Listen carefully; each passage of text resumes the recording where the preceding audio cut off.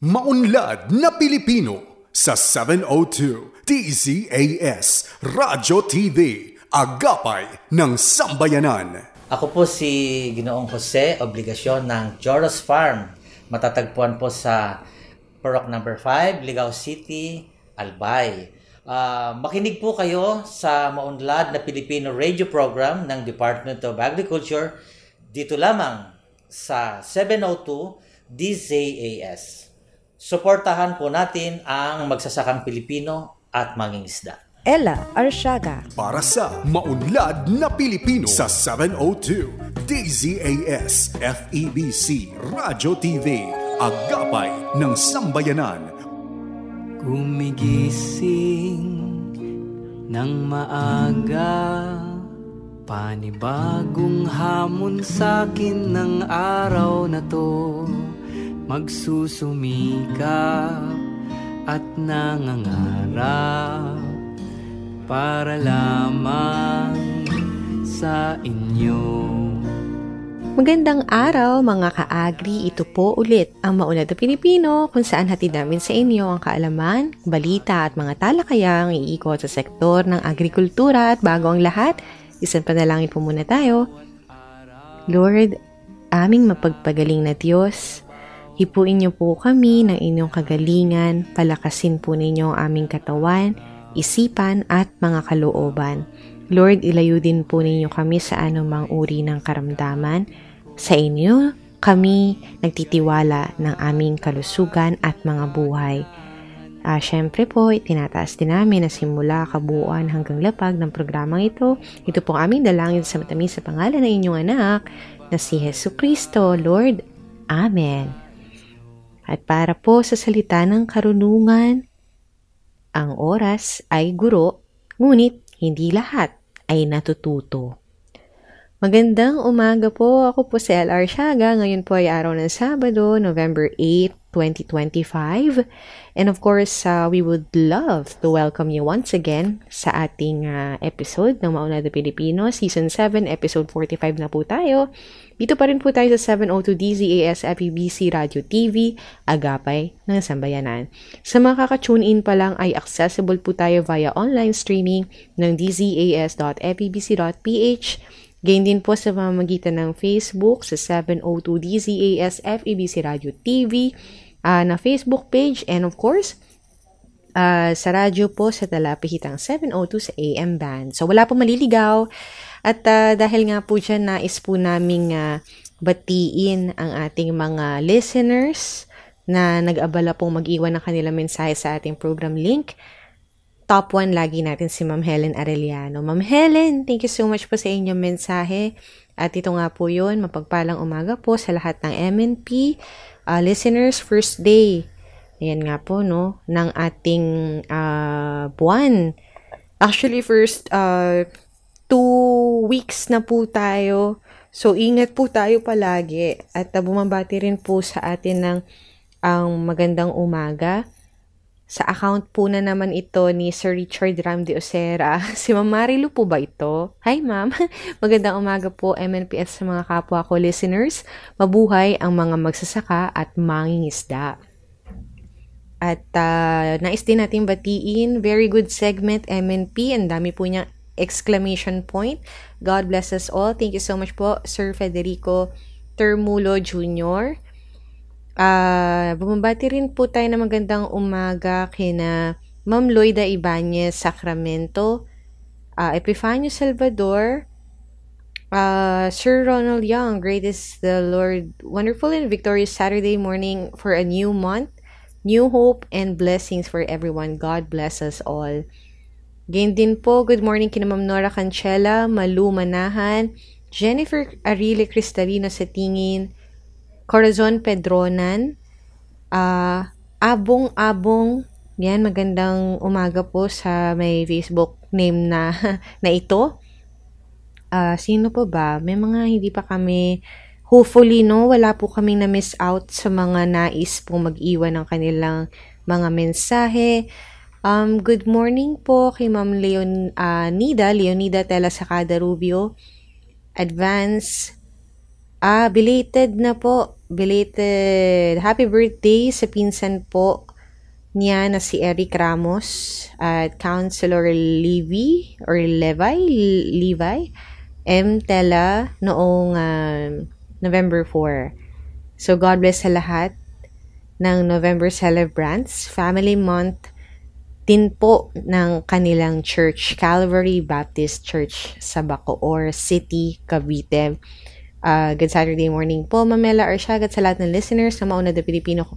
Every gising is a blessing. Thank you always po for reminding us tungkol po dito. We appreciate you so much po, ma'am. Thank you. Listening from Kalumpit, Bulacan. Ayan, mapagpalang umaga po mula kay Ma'am Evangeline Manggubat. And of course, si Ma'am Felicidad Kaidik Madridejas Espiritu. Good morning po, Lord. Thank you po for the gift of life and hope. Ayan, thank you so much po sa inyo. At keep your comments coming. Thank you. At samahan niyo po kami pagkat ngayong umaga makasama po natin ang ito pong yung guest po natin for this morning ay kabahagi po ng ating mga serya ng panayam na inihanda or kino-ordinate inline po sa ating isa sa mga pinagdiriwang for the month of November, which is ang National Organic Agriculture Month. At dahil dyan, makasama po natin for this morning ang isang TLC Solutions in Paway, Ilocos Norte. Owner po siya nito at isang former youth internship program in organic agriculture or yung tinatawag pong YEPOA program. Intern.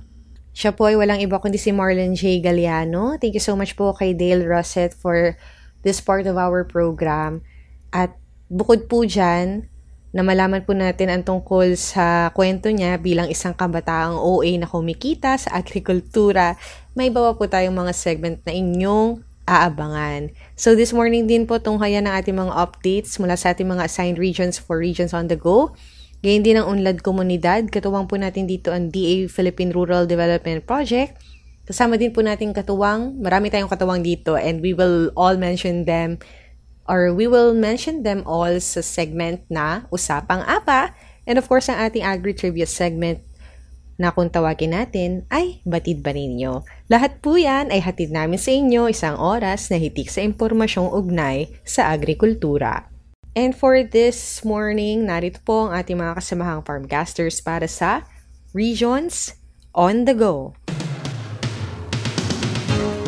Mga magsasaka binigyang pagpupugay sa pagdiriwang ng National Rice Awareness Month. Bilang bahagi ng pagdiriwang ng National Rice Awareness Month, matagumpay na isinagawa ng Department of Agriculture, Agricultural Program Coordinating Office kasama ang Office of the Provincial Agriculturist Romblon at Municipal Agriculture Office ng Odjongan ang Run for Rice activity sa Tulay Bypass Road, Odjongan, Romblon noong ika-4 ng Nobyembre.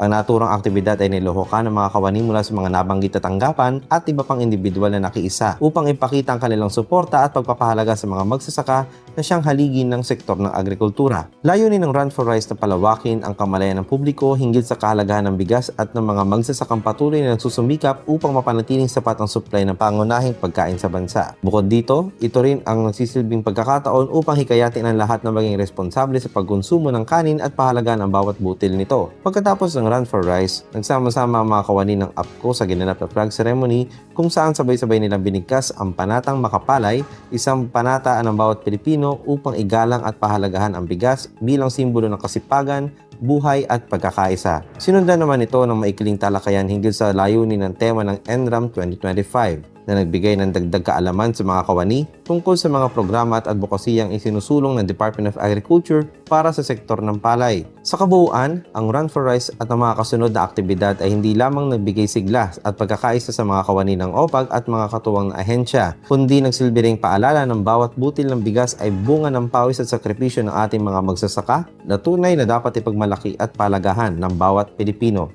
Mula sa DA Mimaropa, Paulo Jose nag-uulat. DA proposed rice bill, suportado ng mga taga Mindanao.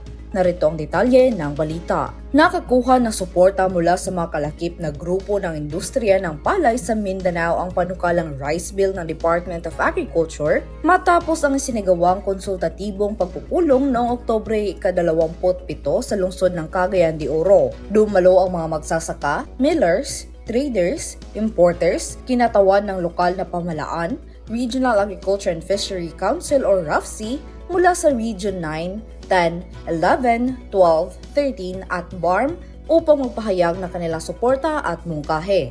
Layunin ng panukalang rice bill na paigtingin ang kapasidad ng Estado sa pamamahala ng industriya ng bigas sa pamamagitan ng pagsasama-sama ng Rice Competitiveness Enhancement Fund at National Rice Program, pagpapatatag ng National Extension System, pagbibigay ng balanse sa kapakanan ng mamimili at magsasaka, at modernisasyon ng National Food Authority or NFA. Isa sa mga pangunahing probisyon ng panukala ang pagbuo ng National Rice Security Council bilang pangunahing tagagawa ng patakaran para sa matatag, abot-kaya at sapat na supply ng bigas sa bansa. Kasama rin sa panukala ang pagpapatatag ng Philippine Rice Industry Development Program bilang pangunahing programa ng pamahalaan upang isulong ang modernisasyon at pagpapaunlad ng lokal na industriya ng bigas. Sa kabuuan, layunin ng DA proposed rice bill na mapabuti ang buong rice value chain at mapataas ang kita at produktibidad ng mga magsasaka. Sa kabilang dako naman, ipinakita ng Department of Agriculture Regional Field Office 10, katuwang ang Bureau of Soils and Water Management o BSWM at lokal na pamahalaan ng Libuna ang pagpapatupad ng Sustainable Land Management in Corn-Based Sloping Areas Project sa pamamagitan ng Farmers Field Day noong Oktubre 29 sa Barangay Kapihan, Libuna, Bukidnon. Ang proyekto ay isa sa mga pangunahing programa ng BSWM sa Northern Mindanao, naglalayong itaguyod ang mga teknolohiyang nakatutok sa konserbasyon ng lupa at tubig sa mga upland and hilly land areas na nagtatanim ng mais. Sa isinagawang Field Day, ipinakita sa mga magsasaka ang iba't ibang teknolohiya ng SLM gaya ng paggamit ng A-frame, trash lines, hedgerows, at alley cropping upang maiwasan ang soil erosion at mapanatili ang sustainableng produksyon. Ipinahayag ni Acting Mayor Tawing Wu ang kanyang pagsasalamat sa DA10 at BSWM at hinikayat ang mga magsasaka na ipagpatuloy at pangalagaan ang proyekto. Ayon kay DA10 FOD Chief Luz I. Guzman, ang proyekto ay patunay ng matibay na ugnayan ng DA, BSWM, lokal na pamahalaan ng Libuna at mga magsasaka sa pagpapatupad ng mga programang nakatuon sa pangmatagalang pag-unlad ng agrikultura. Ang inisyatibong ito ay alinsulod sa direktiba ni Pangulong Ferdinand R. Marcos Jr. na paigtingin ng seguridad sa pagkain at isulong ang siyentipikong pamamaraan ng pagsasaka para sa mas matatag at produktibong sektor ng agrikultura. Para sa maunlad na Pilipino, ito po si Eme Generalao mula sa Region 10. Ipinahayag ng Ministry of Agriculture, Fisheries and Agrarian Reform o MAFAR ang matatag nitong pangako na patuloy na paunlarin ang industriya ng seaweed sa Bangsamoro sa ginanap na kauna-unahang Bangsamoro Seaweed Congress sa noong October 28 to 30, 2025 sa Bungaw, Tawi-Tawi. Sa temang seaweeds ay yaman at karangalan ng Bangsamoro, panatilihing maunlad at di kalidad, ang Kongres ay dinaluhan ng mahigit kumulang 300 delegado, kabilang ang mga magsasaka ng seaweed, kooperatiba, negosyante, mananaliksik, opisyal ng pamahalaan at mga kinatawan ng pribadong sektor. Sa kaniyang mensahe, binigyan diin ni Minister Abunawas L. Maslamama na ang seaweed ay hindi lamang kabuhayan kundi simbolo ng pagkakaisa at katatagan ng mga Bangsamoro. Aniya, bawat hibla ng seaweed ay kwento ng pagsisikap at biyaya mula kay Allah. Ipinahayag din ni Director General for Fisheries Services Pendatun S. Patarasa na ang Kongreso ay patunay sa pangako ng MAFAR na protektahan at itaguyod ang kabuhayan ng libu-libong pamilyang umaasa sa seaweed. Kabilang sa mga tampok sa aktibidad ang mga plenary session, policy dialogues at trade exhibit na nagpakita ng mga produktong gawa sa seaweed at iba pang yamang dagat mula sa iba't ibang bahagi ng Bangsamoro Region. Kasama rin sa mga highlights ang simbolikong panata ng pagkakaisa ng MAFAR, mga lokal na pamahalaan at mga samahan ng mangingisda upang itaguyod ang isang napapanatiling industriya ng seaweed. Ayon kay Minister Maslamama, sa pamamagitan ng inobasyon at pagkakaisa, maaaring maging sagisag ng kaunlaran ang industriya ng seaweed sa buong rehiyon ng Bangsamoro. Ang kauna-unahang Bangsamoro Seaweed Congress ay kinilala bilang makasaysayang hakbang tungo sa napapanatiling blue economy na magpapatibay sa seguridad sa pagkain, kabuhayan at pangangalaga sa kalikasan sa buong rehiyon ng Bangsamoro. Mafaraming ani at kita, Serbisyong Bangsamoro, Nay Mama Misel, nag-uulat. Ella Arsiaga. Para sa Maunlad na Pilipino sa 702 DZAS FEBC Radyo TV, Agapay ng Sambayanan. Para sa mga serye ng ating panayam na inihanda, kalakip o katuwang ng ating ipinagdiriwang ngayong buwan ng Nobyembre na National Organic Agriculture Month. Makasama po natin ang atin pong panauhin sa araw na ito, si Marlon J. Galliano. Siya po ay dating Youth Internship Program on OA or Organic Agriculture intern. Ito po yung tinatawag na in short GPOA. Baka narinig nyo na po ito somewhere, but ikikwento po na ating guest today. Ano ito? And of course, nagmamayari ng TLC Solutions, isang OA-based enterprise na nagbibigay ng mga produkto at serbisyo. And without further ado, welcome sa ating programang Maunlad na Pilipino. Kamusta ka? Hello po, isang OA na araw sa ating lahat. Ayan po. Thank you so much sa pagpapaunlak sa ating panayam ngayong araw na ito. At dahil dyan, umpisahan natin, nais naming malaman along with our listeners today, paano na kaka-impluwensya yung inyong, syempre, siguro nabanggit natin yung term na youth. Syempre, nasa part pa or bracket ng kabataan si Marlon. Paano naka-impluwensya ang iyong pagkabata sa Paway, sa iyong desisyon na yakapin ang organikong agrikultura? Yes po. Sa Paway po kasi on my community, more on agriculture sector po talaga kami. Lahat ng families po sa communities namin is engaged into agriculture. And I witness po yung mga struggles po na experience ng parents ko na farmers, and of course yung mga farmers din po sa aming community.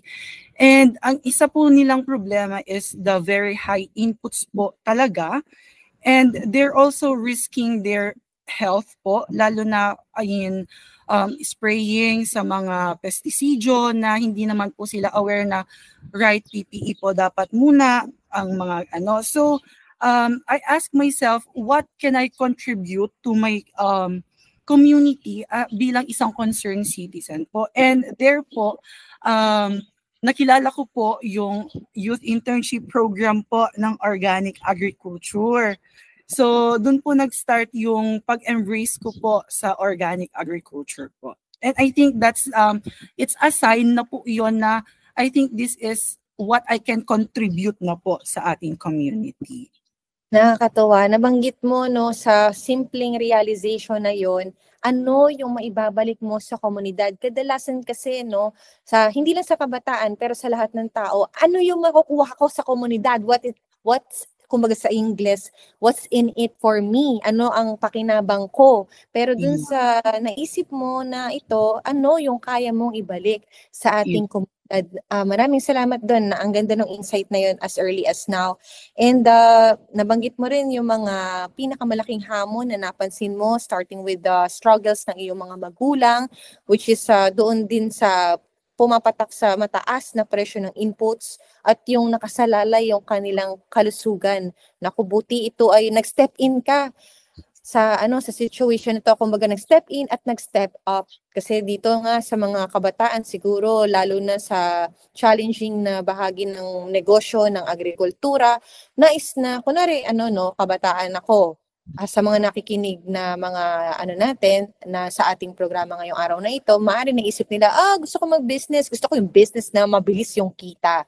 And definitely hindi yun yung una nating makikita or makakaharap dito sa ating pinasok na agriculture pa talagang. Yes. I mean, it's a whole lot of challenge, and it's also sa organic na hindi natin maikakaila kahit organic or yun dun sa ating more known na commercial po natin na means ay may gastos talaga or input or kumbaga tawag mo ito, kapital. Yes.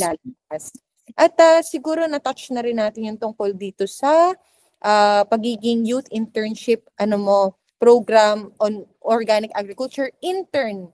Yes. So ano pa yung mga tulong na kapag pahubog sa iyong kaalaman at tiwala sa sarili na kaya mo itong pinasok mong landas?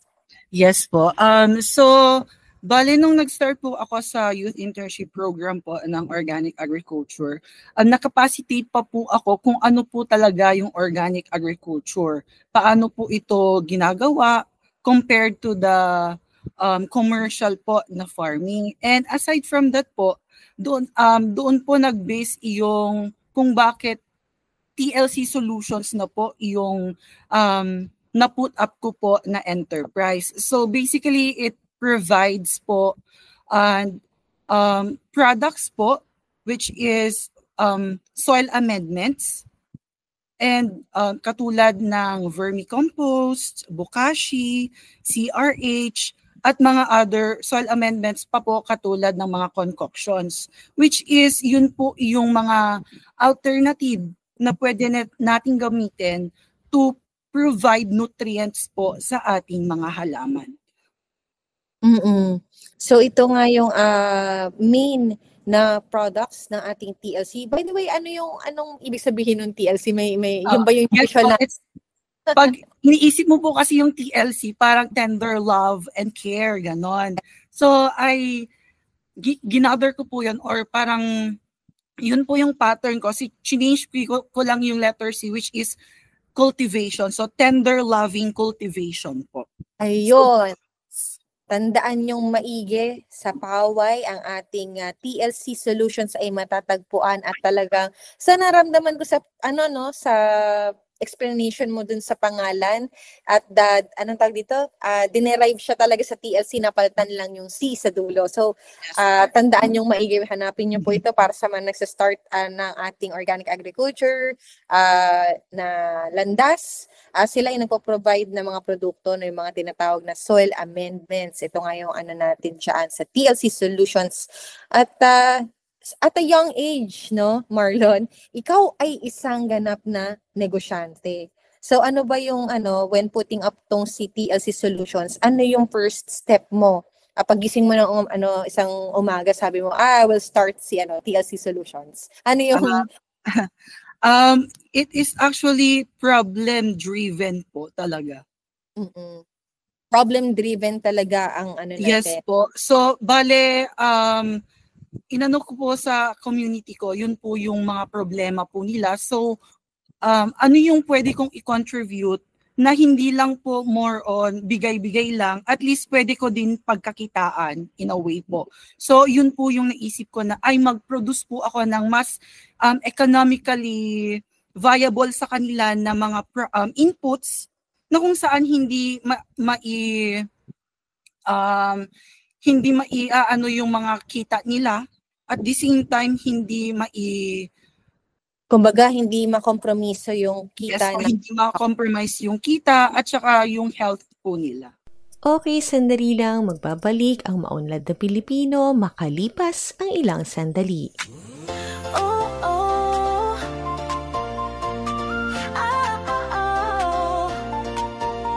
Hindi madali ang landas ng organiko, pero sa dulo nito tagumpay ang nakatago. Buhay ng magsasaka, konsumer ay pinapahalagahan. Para sa kinabukasan, huwag tayong ihinto.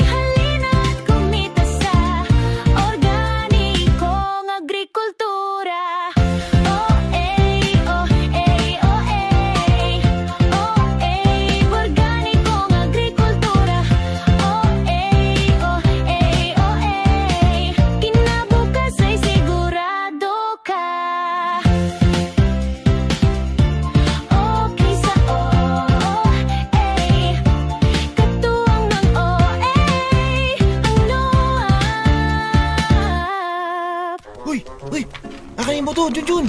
Hala, ano yun? Halimaw ba yun? Tatakbo ba tayo, Junjun? Tatahulan ko ba? Ano gagawin natin? Chub-chub! Okay ka lang? Bunso, tandaan mo lagi. Para hindi ka makagat, maging maingat. Kapag natatakot si Chub-Chub, lumayo ka muna. Kausapin mo siya ng malambing. Chub-Chub! At dalhin mo siya sa bahay niya. Uwi ka muna! Oo nga, sige. Hindi nakakatakot dito. Salamat, Junjun! Hindi na ako ganun kakabado. Pero uy, huwag ka muna aalis ha. Maging maingat pag natatakot ang aso. Para iwas kagat at kalmot. Basta wais, iwas rabies. Problema ngayon sa sektor ng paghahayupan ang mababang kausayan sa AI. Kung magpapatuloy ito, malabo nang tumaas pa ang produksyon ng gatas sa bansa. Sana may makatulong sa akin para mabuntis naman itong kalabaw ko. Ha? Kapangyarihan ng AI! Saniban mo ako! Ah!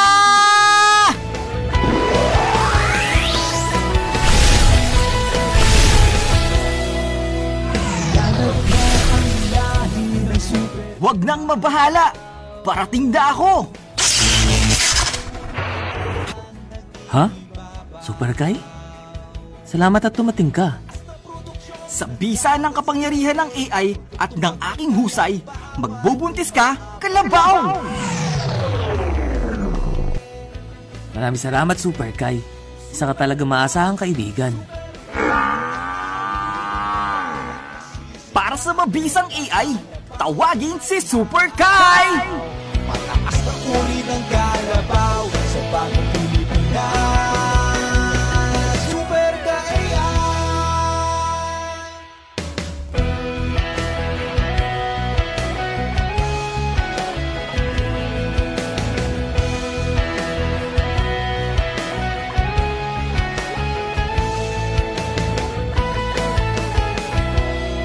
Ella Arsiaga. Para sa Maunlad na Pilipino sa 702 DZAS FEBC Radyo TV, Agapay ng Sambayanan.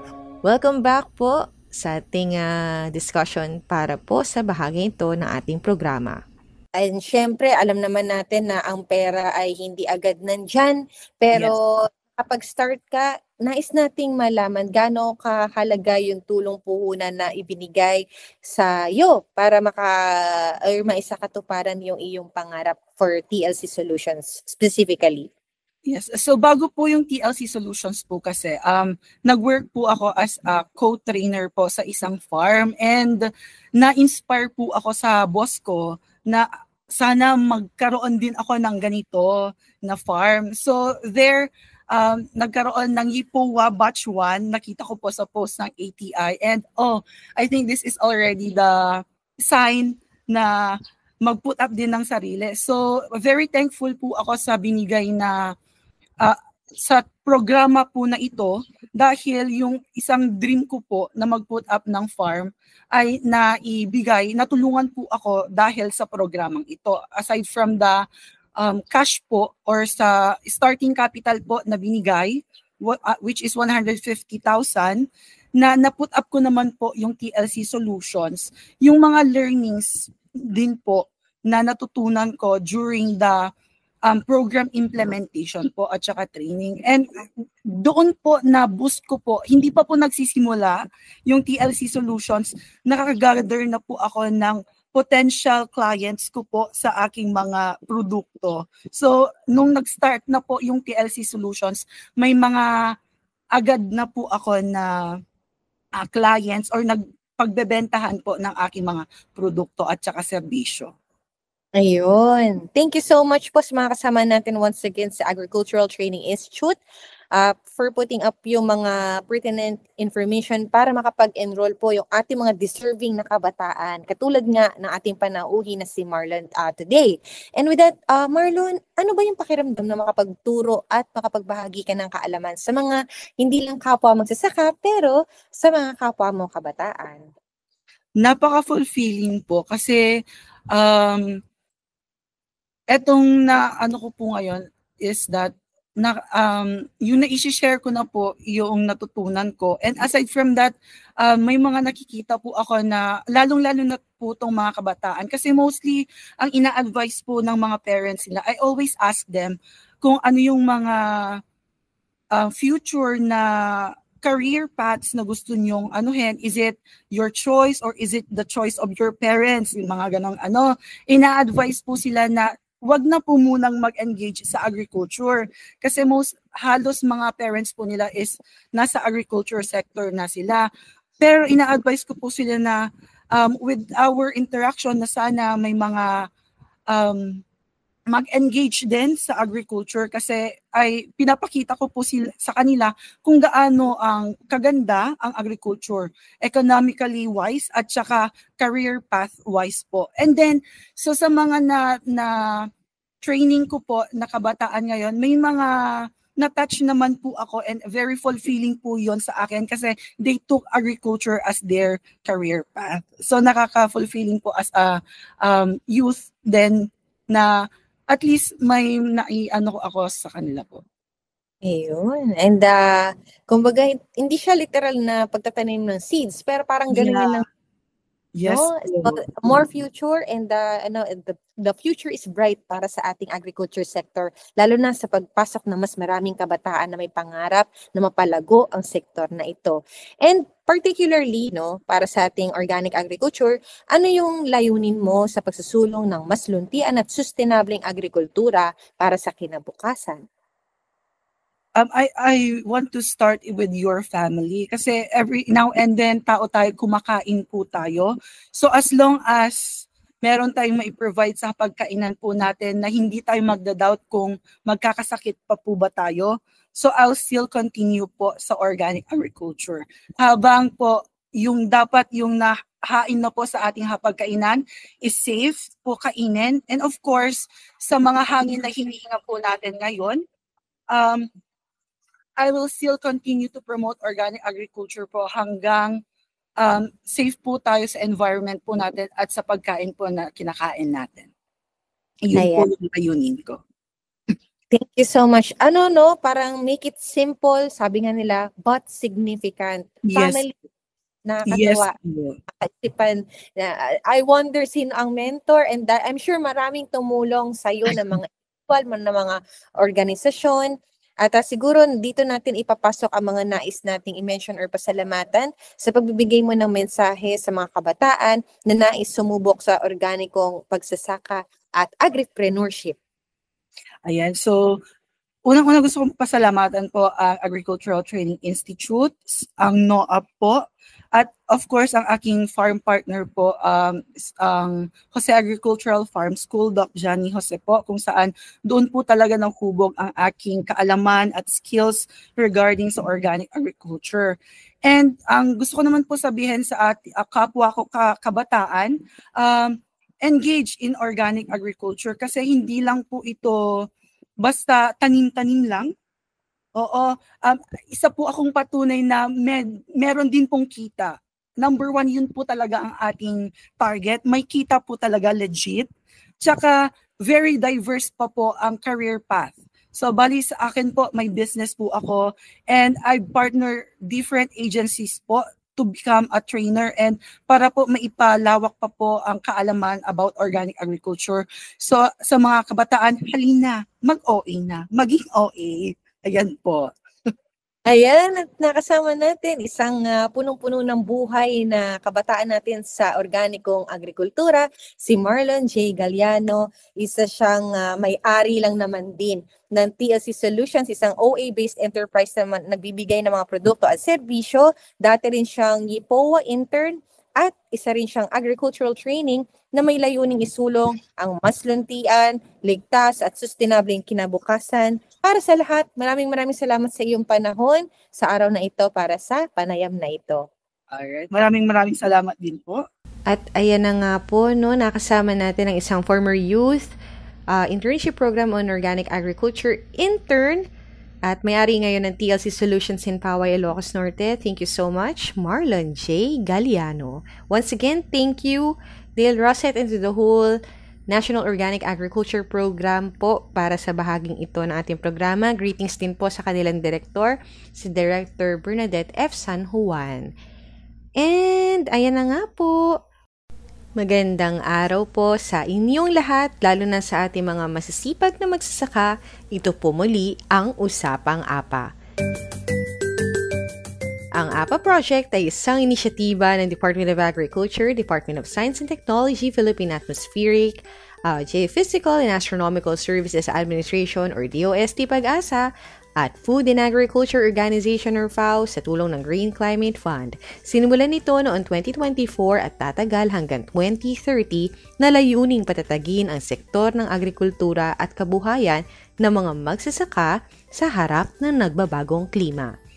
Ipatutupad ang proyekto sa 9 na probinsya sa 5 rehiyon. Apayao, Kalinga, Ifugao para sa Cordillera Administrative Region, Isabela, Cagayan para sa Region 2, Camarines Norte, Camarines Sur para sa Region 5, Bukidnon para sa Region 10, at Cotabato para sa Region 12. Ngayong araw, pag-uusapan naman natin ang isang kakampi sa bukid, ang tinatawag na Climate Information Service o CIS. Huwag po kayo mabahala sa tawag. Simple lang po ito. Ang CIS ay mga impormasyong tungkol sa lagay ng panahon at klima na nakatutok sa pangangailangan ng mga magsasaka. Bakit mahalaga ang Climate Information Services? Halimbawa, kung alam nating darating ang El Niño, pwede tayong magdesisyon na agahan, iurong o huwag muna magtanim ng palay. Baka mas mainam din na magtanim ng mais o munggo na mas matibay sa tagtuyot. O kung may banta ng La Nina, pwedeng i-adjust ng schedule ng pagtatanim o kaya magbungkal ng kanal ng pag-aagusan ng tubig o drainage para hindi bahain ang mga pananim. Ang mahalaga po dito, hindi na tayo nangangapa at hindi basta bahala na. Gamit ang CIS, ang desisyon sa bukid ay batay sa datos at tamang impormasyon, hindi hula-hula. At syempre, importante dito ang tulong ng ating mga municipal agriculturist na siyang pangunahing pinagmumula ng mga mahalagang impormasyong agrikultural para sa ating mga magsasaka. Abangan ang katuloy na bahagi sa susunod nating pagsasahim papawid. Special thanks to APA National Project Management Office, DA Field Operations Service, DA Agriculture and Fisheries Information Division, DA Regional Agriculture and Fisheries Information Section, DA Climate Resilient Agriculture Office, DA Adaptation and Mitigation Initiative in Agriculture, Food and Agriculture Organization of the United Nations, Department of Science and Technology, Philippine Atmospheric, Geophysical and Astronomical Services Administration or DOST Pag-asa, Green Climate Fund. At narito po ang Unlad Komunidad o UK. Dito ay katuwang naman natin ang Philippine Rural Development Project. Ang ating UK para sa umagang ito ay hatid sa atin ni Mayrich T. Soriano, Writer and Media Officer ng RPCO2. Ang Buena Vista Multipurpose Cooperative o BMPC sa Buena Vista, Santiago City ay ang proponent group ng DAPRDP subproject na Peanut Production and Marketing Enterprise. Ang BMPC ay nakakuha ng malalaking institutional buyers at nakapagbigay ng malaking kita sa kanilang mga kasapi. Ang BMPC ay may mahalagang papel sa pagsasama-sama ng ani ng kanilang mga kasapi at iba pang magsasaka. Kabilang sa kanilang mga produkto ang mga shelled at unshelled peanut at peanut butter. Ang kasalukuyang dami ng kanilang produksyon ay nagmumula sa mga kasapi mula sa iba't ibang barangay sa lungsod ng Santiago. Ako po si Kagawad Jubilon Kabatik ng Barangay Ambalatungan, Santiago City. Dito po sa aming barangay ay nakakatulong po ang co-op. Ang mga nagtatrabaho dito ay mga taga-barangay din po namin. Salamat sa co-op dahil nakakatulong po sila dito sa aming barangay. Kaya lahat po ng nagtatrabaho dito ay taga-barangay po namin. Siyak ni Julian Cortez nga taga-Patol. May isang peanut farmer kay nakasursuruan nga mula ti Mani nanipod adda ti co-op ti Mani. Kaya takpil nga banag ti naitulong na kanyami. Ang amin dagiti tao nga mayat nga makitandan adda ti hanap buhay da. Dakkel nga bintahe mi atoy PRDP ta aduti na naitulong na kanyami. ato'y panaglakomi, at dati mang salo, gumatang, kadagiti apit mi. So, agyaman kami launay, daktil nga banat, iti tulong, iti PRDP. Ang sub-project ay orihinal na nakikinabangan ng kabuuang 270 members at non-members. Noon, ang bilang ng mga kasapi ng kooperatiba ay 510, 90 na lalaki at 420 na babae. Gayunman, dahil sa patuloy na pagtaas ng kita mula sa kabuhayan, ang bilang ng mga kasapi ay patuloy na dumarami. Matagumpay na nabibili at naipagbibili ng BMPC ang malaking volume ng mani sa mga institutional buyers sa ibang lungsod na nagdulot ng makabuluhang pagtaas ng kita ng mga magsasaka at lumikha rin ng karagdagang oportunidad sa hanap buhay. Sa tulong ng DAPRDP, napatunayan ng Buena Vista Multipurpose Cooperative na may money sa mani.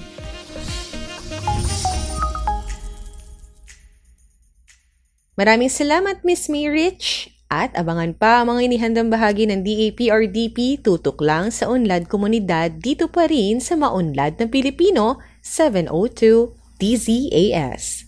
At hatid po muli sa atin ibinibining Ira Cruz ang ating Agri-Trivia segment para sa araw na ito. Magandang Sabado mga kaagapay at mga kaagri. Ang ating Agri-Trivia segment ngayon ay tungkol sa isang kasunduang pandaigdig para proteksyonan ang yamang dagat ng Pilipinas at ng mundo. Alam nyo ba na may isang mahalagang pandaigdigang kasunduan para sa karagatan na tinatawag na Agreement on the Conservation and Sustainable Use of Marine Biological Diversity of Areas Beyond National Jurisdiction? Layunin nitong protektahan at gamitin ng wasto ang yamang dagat sa mga lugar na hindi saklaw ng alinmang bansa gaya ng tinatawag na high seas. Noong nakaraang taon, nilagdaan ito ni Pangulong Ferdinand Marcos Jr., ngunit kailangan pa ang pagsang-ayon ng Senado bago tuluyang mapagtibay. Ayon kay Agriculture Secretary Francisco P. Chu Laurel Jr., napakahalaga ng kasunduang ito dahil ipinapakita nito ang matibay na paninindigan ng Pilipinas sa ilalim ng United Nations Convention on the Law of the Sea o UNCLOS upang pangalagaan ang ating yamang dagat at tiyakin ang patas na pakinabang mula sa mga ito. Kapag naaprubahan, makakasali na ang Pilipinas sa unang pagpupulong ng mga bansang kasapi kung saan tatalakayin ang mga patakaran para sa pangangalaga ng karagatan. Sa ngayon, 55 bansa na ang nakapagtibay ng kasunduan at 6 na po ang kinakailangan para tuluyan itong maging epektibo. Para sa Pilipinas, napakahalaga nito, hindi lang para sa pandaigdigang usapin, kundi lalo na para sa ating mga baybaying komunidad, mga mangingisda, at para mapanatiling masagana ang ating yamang dagat. Muli, ito po si Ira Cruz at iyan ang ating Agri-Trivia segment, ang Batid Ba Ninyo?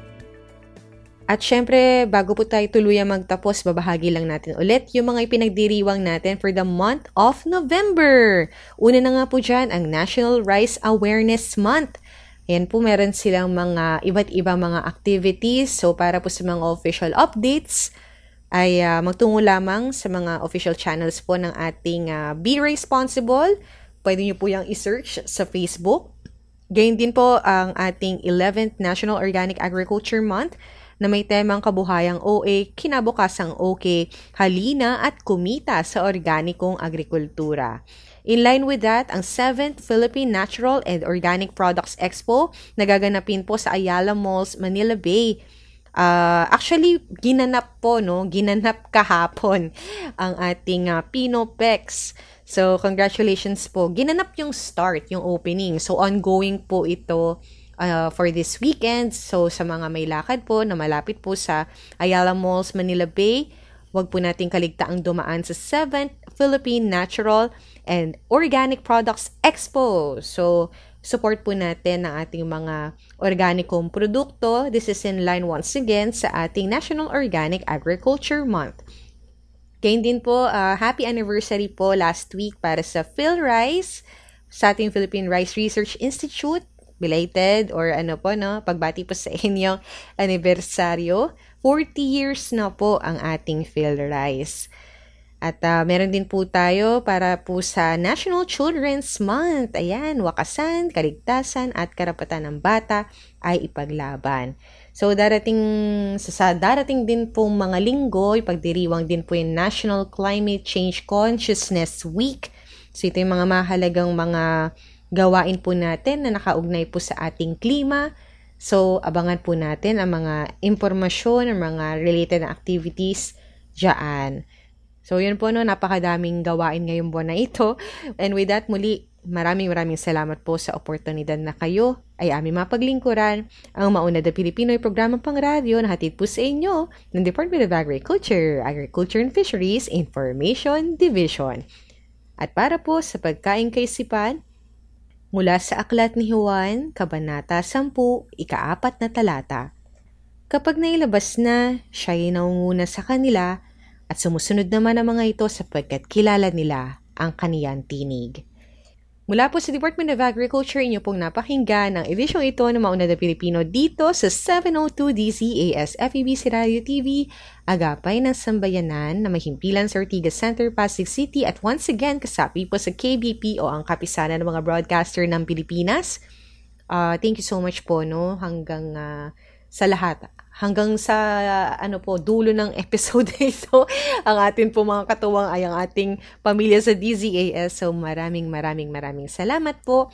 And sa inyong mga tagapakinig, kung kayo nakarating sa bahaging ito ng ating programa, salamat pagkat natapos tayo ulit. So abangan namin kayo ulit next Saturday. Samahan nyo kami ulit sa ganap na ika-alas 5 hanggang alas 6 ng umaga. Yung iba po yata dito, lalo na yung mga matatagal na po nating suki ng ating program, naka-alarm po talaga. Mga 3:30 pa lang gising na. So, thank you so much po for tuning in. So, next Saturday ulit at maghakot po kayo ng mga makikinig pang iba. So, maraming salamat po.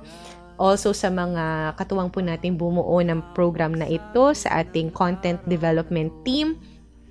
Siyempre kasama po natin dyan si Binipining Ira Cruz, mga kasamahan din po natin sa DA-AFID, sa Regional Agriculture and Fisheries Information Section, mga banner programs, lahat na po ng Department of Agriculture at mga katuwang na ahensya.